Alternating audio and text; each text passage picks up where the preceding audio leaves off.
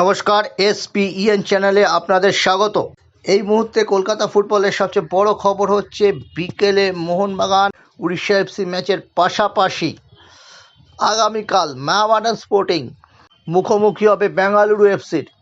একটা সময় বেঙ্গালুরু এফসি ছিল ভারতীয় ফুটবলের একটা প্রধান শক্তি, কিন্তু এই মুহূর্তে বেঙ্গালুরু এফসি ঠিক সেই জায়গায় নেই। সজ্জন ছিন্দাল যদিও এই টিমের চেয়ারম্যান হিসেবে আছেন, কিন্তু এই মুহূর্তে বেঙ্গালুরু এফসি ভারতীয় ফুটবলে সেভাবে কোনো শক্তি নয়। আপাতত বেঙ্গালুরু 3টি ম্যাচ খেলেছে। প্রথমে দুর্বল দিল্লির বিরুদ্ধে 2 গোলে জিতেছে, যে দিল্লির বিরুদ্ধে ইস্টবেঙ্গলও দুর্দান্ত খেলেছিল। ইস্টবেঙ্গল নর্থ ইস্টকে হারিয়েছিল। দ্বিতীয় ম্যাচে নর্থ ইস্টের সাথে 1-1 গোলে ড্র করেছে বেঙ্গালুরু, এবং তারপর হেরে গেছে পাঞ্জাবের কাছে 2-0 গোলে। একটা খুব আপসেট রেজাল্ট। ঘটনা হলো, বেঙ্গালুরুর যে প্রবলেমটা হচ্ছে, বেঙ্গালুরুতে এক ঝাঁক পুরনো প্লেয়ারকে রেখে দেওয়া হয়েছে।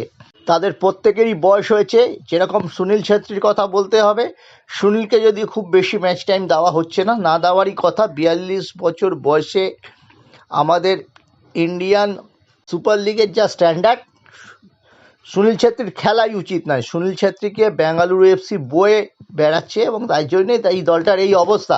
গুরপ্রীত সিং সান্ধু তিনিও প্রায় জীবনের সায়ান্নে পৌঁছে গেছেন। রাহুল বেকে ইন্ডিয়া টিম খেলছেন, ঠিক আছে। রোশন সিং আছেন। এই রোশন সিং, নিখিল পূজারি, সুরেশ ওয়াংজাম, ভেঙ্কটেশ, চিংলান সানা, এদের খেলানো হচ্ছে। চিংলান সানাকে অনভ্যস্ত পজিশনে ডান দিকে খেলানো হচ্ছে।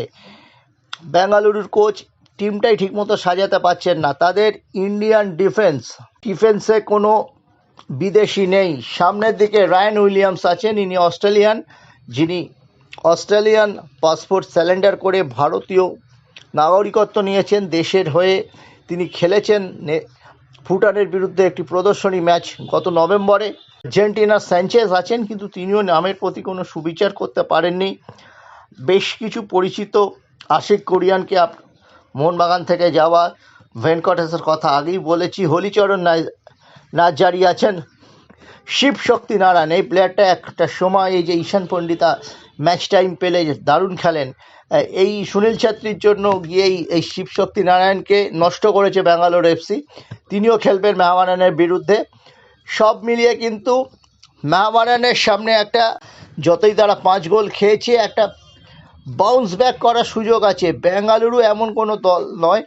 বেঙ্গালুরুর বিরুদ্ধে যদি মেরাজের তরুণ ব্রিগেড ঠিকমতো খেলতে পারে, তবে একটি পয়েন্ট করতে পারে বেঙ্গালুরু। সেই জুজু আর নেই। শুভজিৎ ভট্টাচার্য গোলে প্রচণ্ডই ভালো খেলছেন মোহামেডান স্পোর্টিংয়ের হয়ে। মেহেরাজ কোচ হিসেবে তার দলটিকে, ইয়ং ব্রিগেড কিন্তু অনুপ্রাণিত করে একটা জায়গায় নিয়ে এসেছেন। তারা মোহনবাগানের বিরুদ্ধে 1 গোলে এগিয়ে গিয়েছিল। গৌরব বোরা, এই যে দুটো স্টপার, এইখানটায় একটু গন্ডগোল আছে মোহামেডান স্পোর্টিংয়ের। হীরা মণ্ডল সাইড ব্যাকে দারুণ খেলছেন। অমরজিৎ সিং কিয়াম আছেন, তরুণ ছেলে, আন্ডার-17 ওয়ার্ল্ড কাপ খেলেছিলেন। ইসরাফুল দেওয়ান, শুভজিৎ ভট্টাচার্য, মনতোষ রায়, এরা যত বেশি সুযোগ পাবেন ততই ভালো। কিন্তু এই ডিফেন্সে এই যে গৌরব বোরা, এই স্টপার, তিনি মোটেই নিজের সুনামের প্রতি সুবিচার করতে পারছেন না। এই জায়গাটায় মোহামেডান স্পোর্টিং কোচ মেহরাজকে জোর দিতে হবে। তিনি নিজে স্টপার ছিলেন। রেমসাঙ্গা দারুণ খেলছেন, উইং প্লে ভালো আছে। যেহেতু প্রায় 1টি বা 2টি ছেলে খেলবে রায়ান উইলিয়ামসকে বাদ দিলে, মোহামেডান স্পোর্টিংয়ের কিন্তু টক্কর দেওয়া উচিত। তাদের স্পিডটা অনেক বেটার, কিন্তু মোহামেডান স্পোর্টিংয়েরও কিছু ছেলে, ইসরাফুল দেওয়ান হয়তো ফার্স্টিংয়ে থাকবেন। আডিঙ্গাকে প্রথম 11 আসা উচিত। নিখিল ডেকা দ্বিতীয় গোলকিপার হিসেবে থাকবেন। আডিঙ্গাকে কিন্তু ওই গৌরব বোরার জায়গায় নিয়ে আসলে ভালো করবে। উনি ওই জায়গাটায় খেলতে পারছেন না। সব মিলিয়ে মোহামেডান স্পোর্টিং কর্মকর্তারা যে খুব আসছেন তা না। প্রেসিডেন্ট তো আসেনি না, আমিরুদ্দিন ববি, শুধু কামারদা আসেন। বেলালদাও এখন কমিয়ে দিয়েছেন এই রোজার মরশুম, রমজান মাসে। সব মিলিয়ে কিন্তু মেহরাজ একাই দায়িত্ব সামলাচ্ছেন।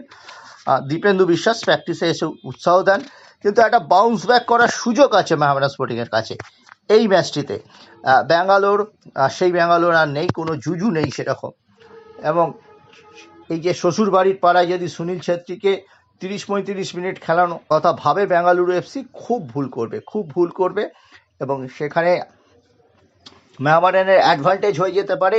মোহামেডানের কিন্তু ঘুরে দাঁড়ানোর একটা সুযোগ আছে।